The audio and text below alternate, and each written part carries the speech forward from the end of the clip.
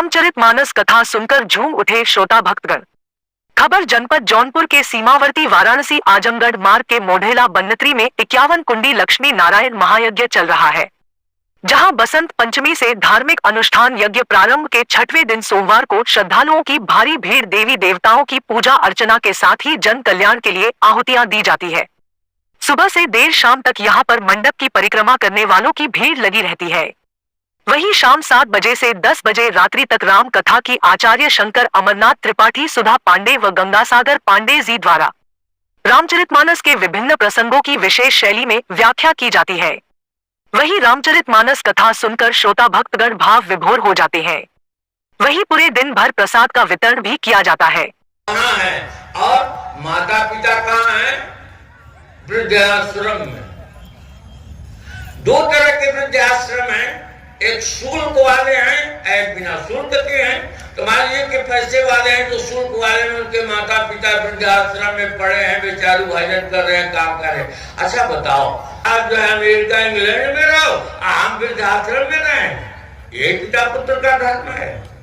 ये पाश्चात्य संस्कृति की देन है।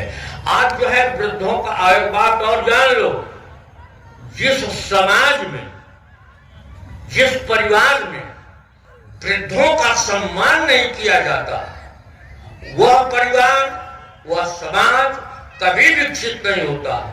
और जहां वृद्धों का सम्मान किया जाता है, आदर किया जाता है, वहां समझ लो कि विकास होता है। हमारे रामचरितमानस में 2 पक्ष हैं, एक रावण का पक्ष है, एक राम का पक्ष है। रामागढ़ में हमेशा वृद्धों का सम्मान किया गया, हमेशा। रामागढ़ का जो है सबसे बड़े वृद्ध व्यक्ति कौन जानते हैं? ताकि जामवंत जामवंत मंत्री अति बूढ़ा, अति बूढ़ा। कहाँ बीते? वो सतयुग में भी थे और त्रेता में भी थे, द्वापर में भी थे। बड़ी उनकी लंबी आयु है, ठीक। तो कहा कि वो और रावण क्या सबसे बड़े वृद्ध कौन है? तो कहा कि माल्यवंत अति जरठ निशाचर,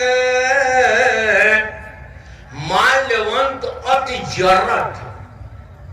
जरठ कहते हैं, जरठ किसको कहते हैं? जरठ कहते हैं कि जिसका ये चमड़ा जो है एकदम झूल रहा हो, जुल कर रहा है, उसको जरठ कहते हैं। इतना फिर मगर देखिए, जामवंत का सम्मान निरंतर हुआ है। पूरे रामायण में जामवंत ने जो बात कह दिया, उनके वाक्य की अवहेलना किसी ने नहीं किया। एक जगह तो ऐसा बात कर दिए, आज का नौजवान उनका कहता बुढ़ा हो गए, तुम्हारी बुद्धि भी बुद्धि हो गई, लक्ष्मण को शक्ति लग गई। रावण जी ने कह दिया कि जामवंत कह बहिद सुखेना, अलंकार रही को पठाई लेना। जामवंत जी ने कहा कि लंका में सुखेन नाम का वैद्य रहता है, उसको जो है भेज तो बुलाया जाए। आज का नौजवान कहता तुम तो पागल हो गए होगा। अरे दुश्मन का वैद्य अगर आएगा, लड़ाई लगी हुई है, अब दुश्मन का वैद्य आ जाएगा, तो अगर इसको जीना भी होगा तो ऐसी दवाई दे देगा कि मर जाएगा। कहते हैं अयोध्या से मंगाओ या किसी, मगर कोई जो है ये नहीं किया। अधर्लक रूप गयो हनुमंता, पहले आए। रावण के दल में सबसे बड़े वृद्ध जामवंत, ये माल्यवंत। माल्यवंत ने रावण की कितनी अच्छी बात कही।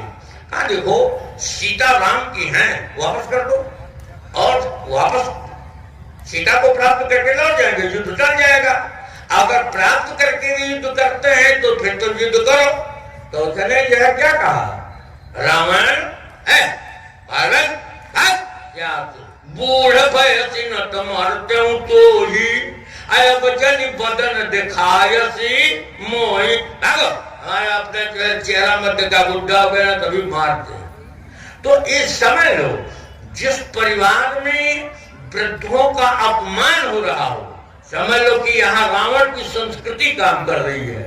और जिस परिवार में वृद्धों का आदर होता हो, वृद्ध का सम्मान हो, समझ लो कि यहाँ राम की संस्कृति काम कर रही है। तो कहा किसी वृद्ध जो होता है वो जो है क्या, तो आज सब मेरे कहने का मतलब कि आज युग का समय है और इसमें भी जो है पाश्चात्य संस्कृति और सभ्यता का प्रचार और प्रसार है और हमारे जीवन में पाश्चात्य संस्कृति और सभ्यता के प्रवाह में प्रभावित हो रहे हैं, जिससे आज हमारे समाज के वृद्ध जो उपेक्षित होते चले जा रहे हैं। जबकि जो है हमारा जो है शास्त्र कहता है, कहा किसे, तो बाबा ने कहा कि देखो भाई ये इंद्रियां जो है वृद्धावस्था की है तो वही 4 भोग भोगता है। कहा कि जो है 40 वर्ष तक मानव जीवन मनुष्य जीता है और 40 वर्ष के बाद 60 वर्ष तक गधा वाला जीवन जीता है और 60 के बाद जो है 80 वर्ष तक जो है कुत्ता वाला जीवन जीता है और 80 के बाद जो है उल्लू वाला जीवन जीता है। यही मानव जीवन है। फिर उसके बाद चला जाता है, खत्म, गाँव फलाने मर गए। राम नाम सत्य है और सबकी यही गति।